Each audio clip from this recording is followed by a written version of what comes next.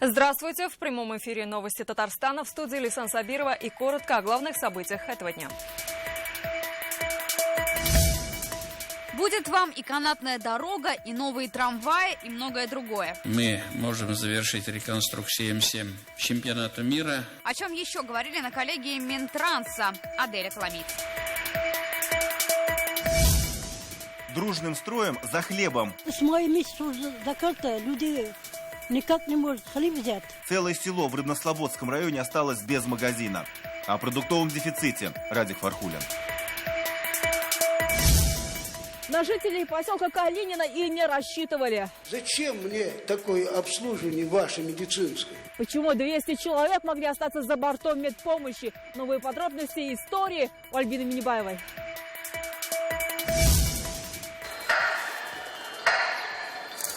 73-я годовщина окончательного прорыва блокады Ленинграда. Нужно, чтобы дети и стремились к учебе, и ценили, и соболезновали. Как вспоминают это событие в Татарстане и в Казани?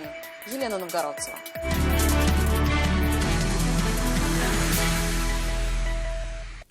Сколько новых дорог построят, какого качества асфальт проложит и как обновится республиканский автопарк. Обо всем этом говорили сегодня в Нижнекамске. В городе прошла коллегия Миндортранса. Для участия в заседании в Нижнекамск прибыли помощник президента России Игорь Левитин и министр транспорта Максим Соколов. Когда в Салават-Купре будут ходить поезда и когда трасса Казань-Челны станет безопасной. Аделя Коломиец. Основная точка роста экономики Татарстана и страны в целом – Камский инновационно-производственный центр «Инокам». Его центральная площадка – это Нижнекамск. Именно здесь сконцентрированы сразу несколько промышленных гигантов. Потому в третьем по численности городе Татарстана и решили провести итоговую коллегию Минтранса. Почти 130 километров дорог построили, еще 600 отремонтировали. Завершили строительство моста возле Сорочьих гор и путепроводов в Зеленодольске и Заинске. Все наши намеченные планы и дополнительные планы реализованы.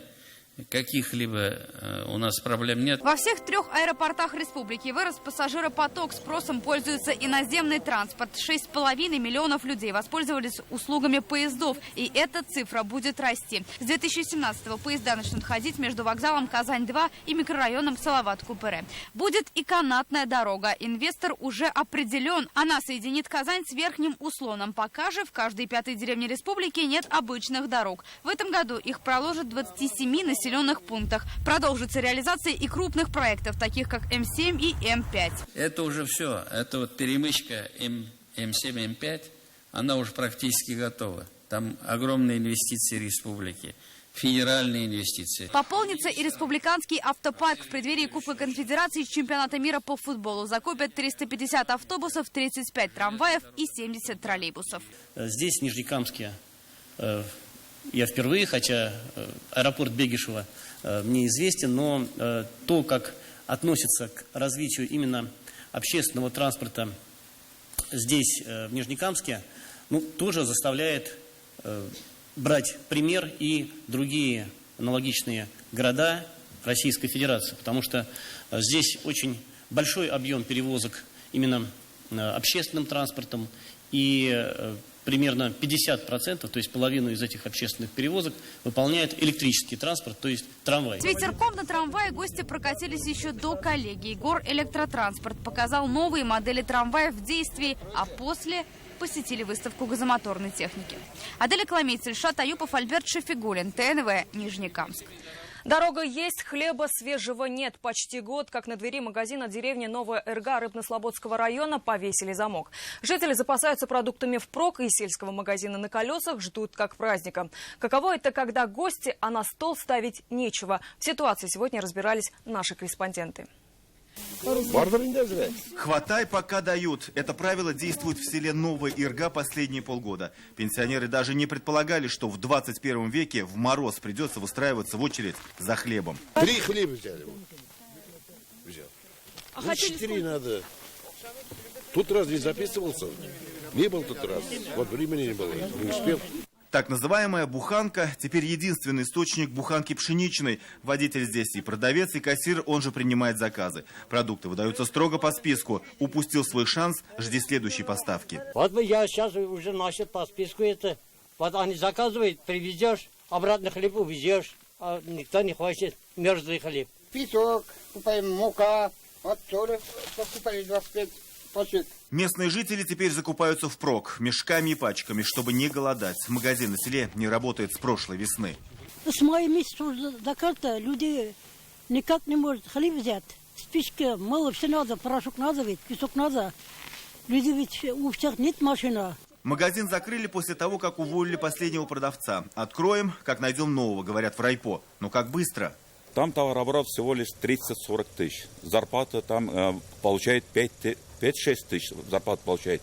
Отсюда с райцентра Новый Рыга находится отсюда 40 километров. Договоримся насчет зарплаты. Ну, надо сначала продавца.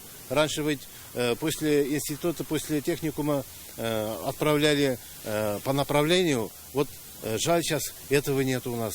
Ностальгировать о прошлом руководство сельского поселения и райпо сегодня пообещало недолго, хотя до нашего приезда и этого не было. Пока же село с населением 186 человек каждую неделю ждет машину с хлебом.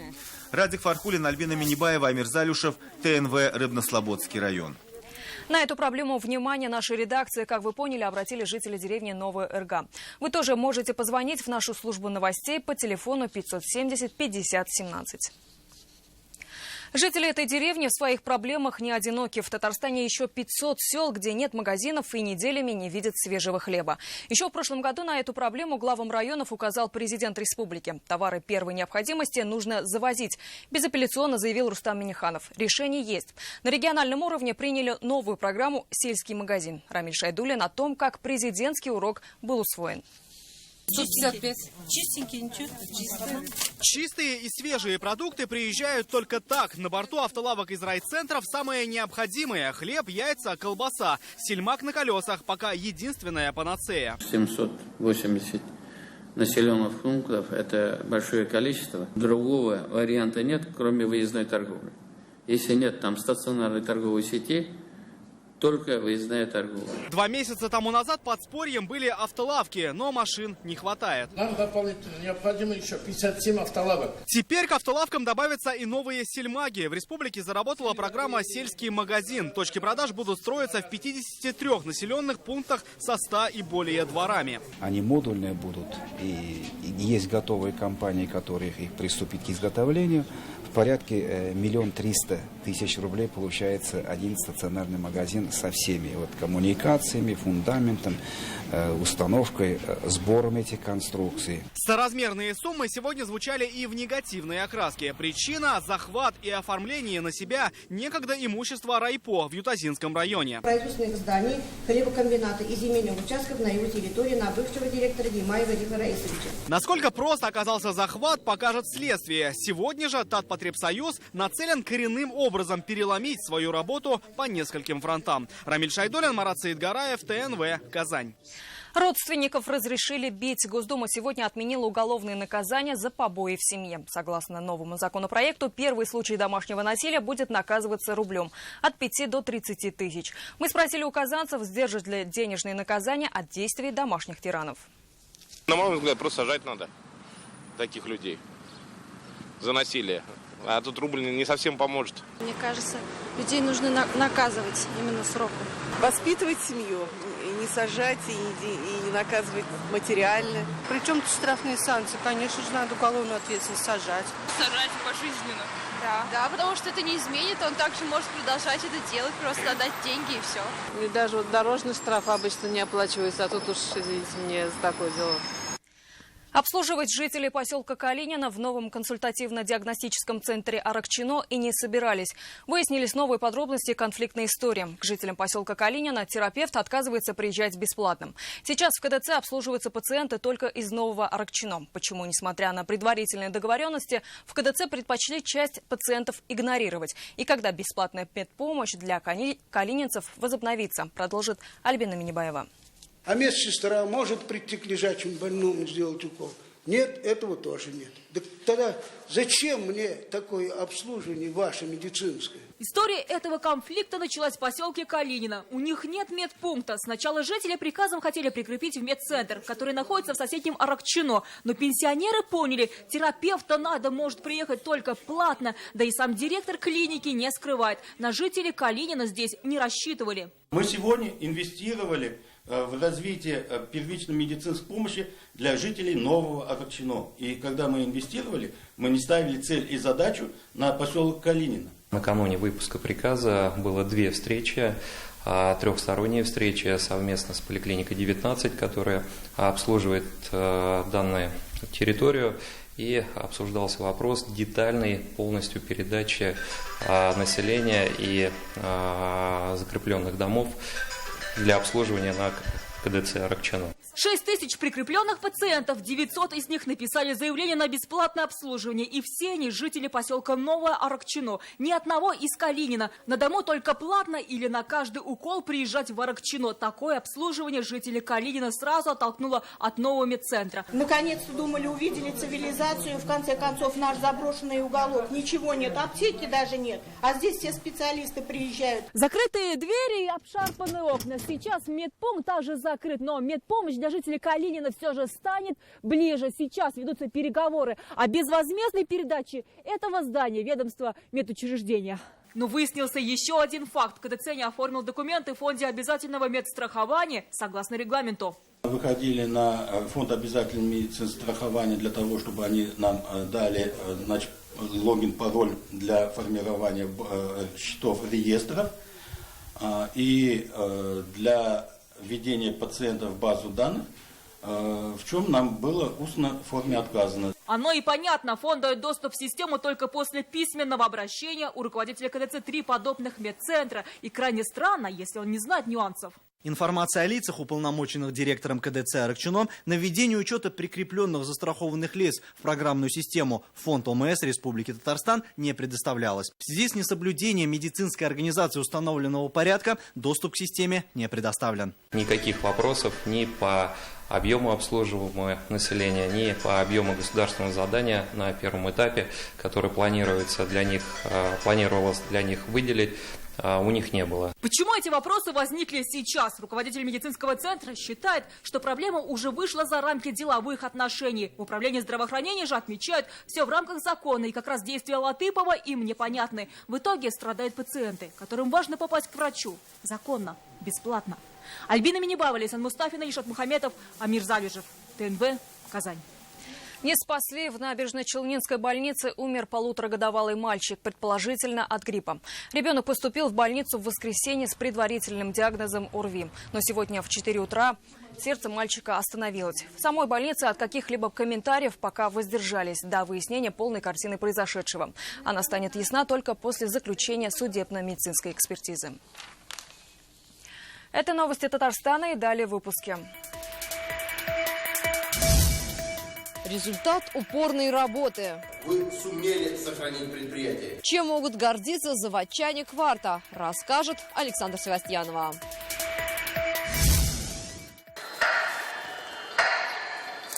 73-я годовщина окончательного прорыва блокады Ленинграда. Нужно, чтобы дети и стремились к учебе, и ценили, и соболезновали. Как вспоминают это событие в Татарстане и в Казани? Елена Новгородцева.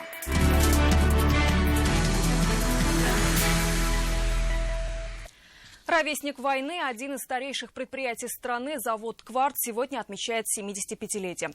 7 тысяч наименований продукции, статус ведущего производителя резинотехнических изделий. Как сегодня отметил премьер Ильдар Халиков, они смогли. Александра Севастьянова о том, с каким настроением заводчане отпраздновали свой юбилей. Вот так выглядит резиновая смесь к двукратному увеличению. Это сегодня видны даже мельчайшие детали продукции. Завод активно переходит на автоматизированное производство. Вот и в честь праздника запустили второй резиносмеситель. Управляется без помощи человека. Даем команду на запуск новой линии смешения ЗАО «Кварт».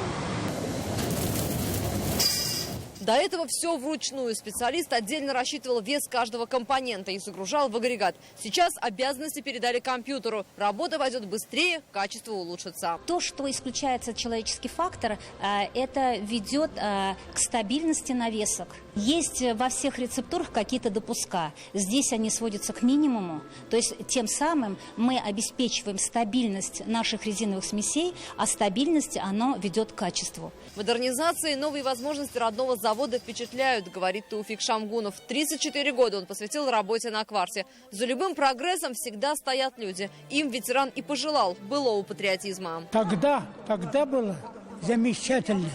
Мы патриоты были. Вы сумели сохранить предприятие и, более того, сформировать новые виды продукции, наладить тесное сотрудничество с крупнейшими автомобильными компаниями, нефтехимическими компаниями, разработать совершенно новую продукцию, новые технологии. 75 для завода только начало. Предприятие уже ставит себе новые задачи: расширить ассортимент, развить престиж, обеспечить стабильное качество, чтобы в следующий юбилей поводов для гордости было еще больше. Александр Севастьянов, Андерсон Тальцев, ТНВ, Казань. С президентского полка на стражу авиапассажиров молодые профессионалы республики продолжают готовиться к международному чемпионату WorldSkills. Напомним, через 3 года мировое первенство рабочих профессий пройдет в Казани. Среди участников не только студенты, но и ребята, на плечах которых уже лежит безопасность человеческих жизней. С одним из них встретился Салават Мухаммадуллин. Проносить оружие в аэропорт Бегишева желающим пытаться не стоит. На пункте охраны Владислав Москов, участник чемпионата WorldSkills. Инспектор по безопасности, это психолог, говорит молодой человек. За секунду он должен собрать информацию о пассажире только по внешнему виду. Нестандартные случаи были, к счастью, не страшные случаи, а больше смешные, когда, допустим, неадекватные пассажиры. То есть, с одной стороны, следует на них обратить внимание в плане безопасности, с другой стороны, уже как человек, все равно в голове такие мысли, что, ну, типа мужик. Улыбкой привечает, а внутри боевая готовность, говорят про Влада и его коллеги. Молодой человек проходил службу в президентском полку. Выбор профессии не случайен. Родители трудятся в Бегишевском аэропорту уже более 25 лет. Получается, что сын охраняет еще и безопасность родителей. Для того, чтобы устроиться в службу авиационной безопасности, не требуется только обучение, а еще и желание. Его у Владислава предостаточно. Еще в детстве он приходил с родителями на работу, рисовал на асфальте самолеты, мечтал о небе. Сейчас он часть отлаженной системы аэрообслуживания. На региональном этапе чемпионата WorldSkills он представляет не только лично себя, но и всю авиационную безопасность Бегишевского аэропорта. Салават Мухаммадуллин, Ришат Аюпов, ТНВ, Набережные Челны. Казанское озеро Лебяжье будут углублять и менять иловый слой дна, восстанавливать биосистему каскада озер. Это должно остановить начавшиеся необратимые процессы исчезновения водоема. Сегодня в Казани презентовали долгожданный проект экореабилитации Лебяжья. О пожеланиях экологов и предложениях казанцев Эмиль Исламов. Очень сильные изменения произошли, наверное, пожалуй, за последние лет 10, мне кажется. Как-то оно так медленно, а потом так раз резко вода ушла. Бежать еще можно, а плыть уже нет. Андрей вместе со своим псом Элвисом на Лебяжьем почти каждый день. И там, где сегодня проходит лыжня, еще вчера была вода. Раздолье для хаски, но по факту экологическая катастрофа, которую Андрей наблюдал с самого детства. Ой, катастрофически, наверное, даже. Если вспомнить мое детство, там, где мы стоим, здесь было уже глубоко. То есть купались много, приезжали семьи. Ну, тогда автомобилей же не было. Летом Лебяжье – туристическая мекка, несмотря на то, что озера из года в год становятся все меньше. С этими процессами специалисты боролись с 90-х годов с переменным успехом. И вот сегодня в Министерстве экологии научно-технический совет представил комплексный проект экореабилитации Лебяжьего. Традиционно вообще в России всегда осуществлялись гидрологические подходы, да и во всем мире долгое время, когда вот бетонировали набережные, создавали каналы, создавали водные объекты, которые такие, ну, знаете, бетонные такие чаши. Вот, чтобы вот этого не было, чтобы мы с вами пришли и увидели действительно зелень, увидели ландшафт красивый, увидели чистую воду, которая не за счет каких-то там технологических сооружений делается, а за счет того, что ее очищают растительность, гидробионты. Прежние попытки наполнить бассейны озер водой приводили только к обратным результатам. После 30 лет изучения Лебяжьего специалисты углубят и заменят иловые слои дна, восстановят всю биологическую цепь озер. На одной только экологической реабилитации системы озер Лебяжья дело закончиться не должно. Экологи вместе с архитекторами планируют создать здесь целостное пространство пространство, настоящую инфраструктуру с пешеходными дорожками, маршрутами для велосипедистов и всем тем, что сегодня отвечает требованиям современного парка отдыха. Еще одна важная задача – не навредить экологии в процессе ее восстановления. Логистикой, то есть доставкой техники и стройматериалов, займутся отдельно. Пока консенсус гильдии из экологов, геологов, архитекторов и чиновников только устный. О дате начала возрождения Лебяжьего никто из них не проронил и слова. Эмиль Исламов, Рамиль Гарифуллин, ТНВ «Казань». Сегодня особенная дата в истории нашей страны. Для тысяч петербуржцев это свой Ленинградский день Победы. 73 года назад советские войска освободили северный город от фашистской блокады. Это была самая страшная страница в истории Великой Отечественной. Сейчас в Татарстане проживает 143 блокадника. О людях и судьбах Елена Новгородцева.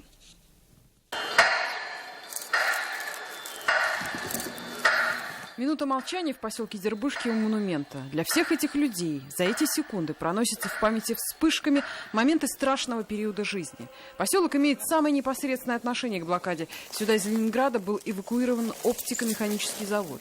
И сюда же прибыли те, кого удалось вывести из блокадного Ленинграда. Когда здесь в 1958 году мы играли в баскетбол, а на заводе сделали учение гражданской обороны, и загудела воздушная тревога, со мной стало плохо.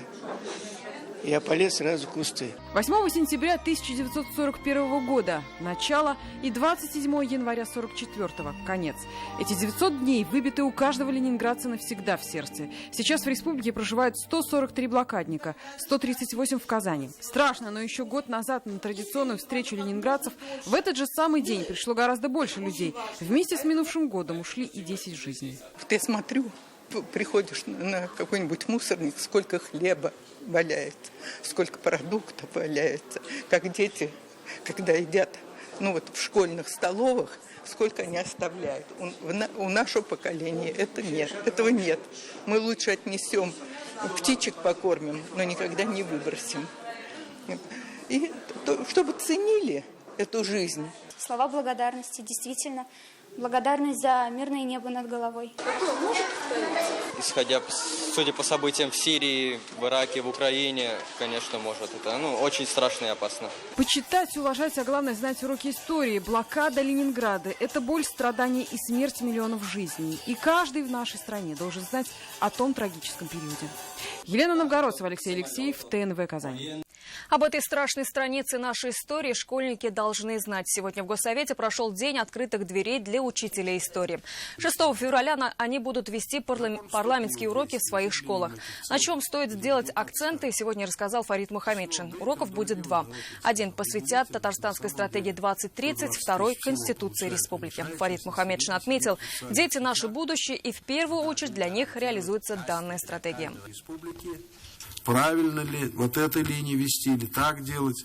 Каждый выражает свое мнение, и ученик должен тоже быть сориентирован на ту правду, на государственную, если хотите, ту политику, которую мы проводим. Почему мы говорим государственную? Потому что она оправдана. Наша политика, которая сегодня проводится в республике президентом, она дает результаты. Фильм признали успешным. Сегодня пресс-служба нашего телеканала обнародовала результаты опросов телезрителей после показа сериала «Неотосланные письма».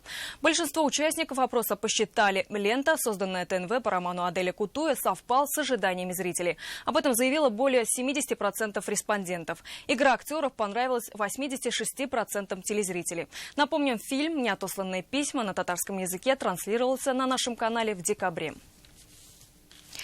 Вечерний эфир ТНВ продолжит программу «Вызов 112». Причины пока непонятны. Задержан подозреваемый в избиении 2 прохожих в Казани металлическим прутом. Все подробности через несколько минут. И о хоккее. Казанский «Акбарс» обыграл на домашнем льду новокузнецкий «Металлург». Матч завершился со счетом 6-1. О других новостях спорта далее Алмаз Гафиатов, потом прогноз погоды. До свидания.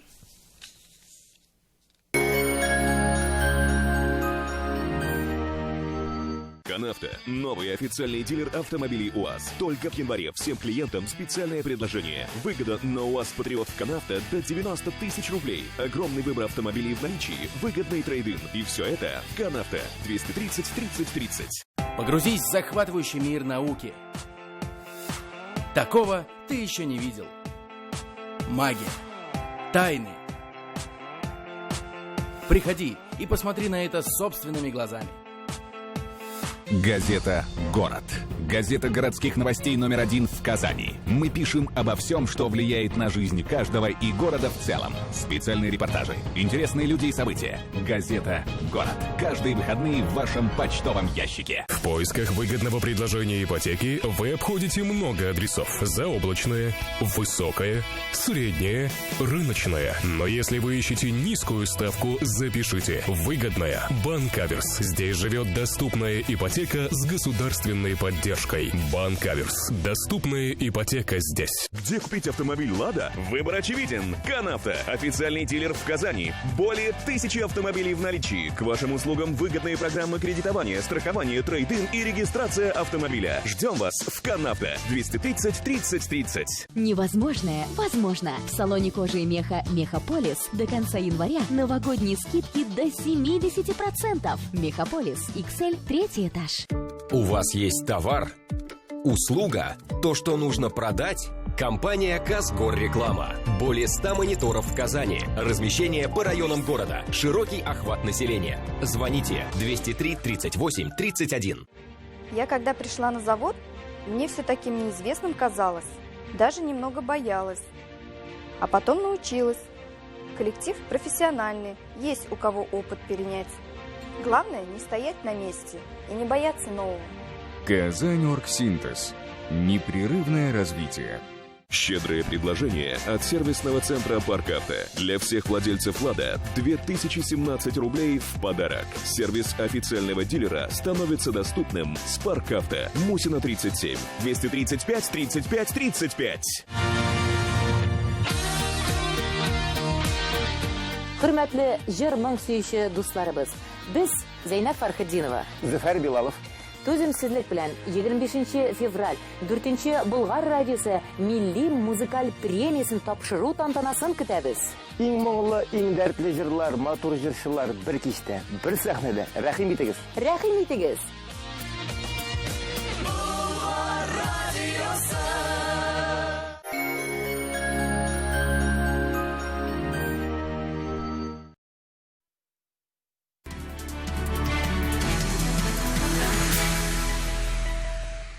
Добрый вечер. Время новостей «Спорт» на ТНВ. В студии Алмаз Гафиятов. Волейболистки казанского «Динамо» вышли в 1/8 финала Кубка ЕКВ. На первой стадии команда Ришата Гелезюддинова переиграла чешский Аламоутс. 2 недели назад команды уже встречались между собой. В Чехии «Динамо» выступил уверенно, победив в каждом сете со счетом 25-16. В домашнем поединке наши девушки также стартовали с большим отрывом. Дебютная партия выдалась разгромной 25-11. Дальше гости бросились в погоню, однако казанский блок и точно атаки местных волейболисток устанавливают окончательный результат 3-0. Самый результативный игрок у «Динамо» Дарья Столярова. На ее счету 13 очков. Уже в это воскресенье наш клуб примет краснодарское «Динамо». Как этап, да, после 2 поражений, таких достаточно серьезных, такая игра, может быть, и поможет в восстановлении команды в психологическом плане. К новостям баскетбола. «Уникс» продолжает выступление в Евролиге. Казанцы играли в Тель-Авиве против Минска. И в завершении к фигурному катанию воспитанница татарстанской школы стала чемпионкой Европы. Евгения Тарасова вместе с партнером Владимиром Морозовым победила в парном катании.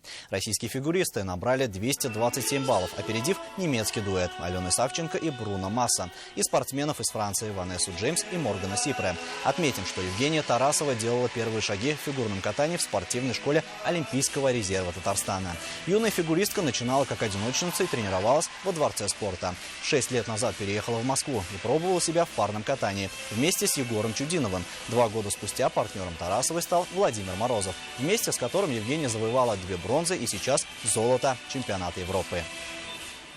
И это все новости спорта к данной минуте. Будьте здоровы и занимайтесь спортом. До свидания.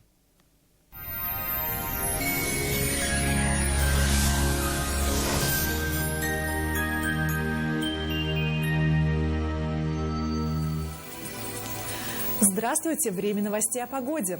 В В предстоящие сутки в республике будет довольно морозно, особенно в ночные часы. Не исключены будут и небольшие осадки. На юго-востоке Татарстана ожидается малооблачная погода, возможен снег.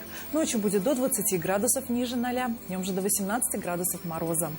На северо-востоке местами ожидается небольшой снег. Температура воздуха ночью составит до 18 градусов мороза, а днем будет минус 19 градусов. На севере республики малооблачно и преимущественно без осадков. Ночью минус 21, днем же до 16 градусов мороза. На северо-западе будет малооблачно, возможен снег. Ночью довольно холодно, минус 26, днем же будет до 19 градусов мороза. На юго-западе малооблачно, возможны осадки. Ночью минус 19, днем же до 15 градусов мороза. В центральном районе республики тоже малооблачно. Не исключен небольшой снег. Ночью минус 20, днем же до 17 градусов ниже 0. В последующие сутки существенных изменений в погоде не ожидается. В предстоящие сутки в Казани ожидается снег. Ночью будет минус 22 градуса, днем до 19 градусов мороза. Ветер северо-восточный, умеренный. Атмосферное давление составит 762 миллиметра ртутного столба. Влажность воздуха 74%. На дорогах местами гололедица, будьте осторожны. На этом наш выпуск завершен. В студии была Маргарита Павлушина. До свидания.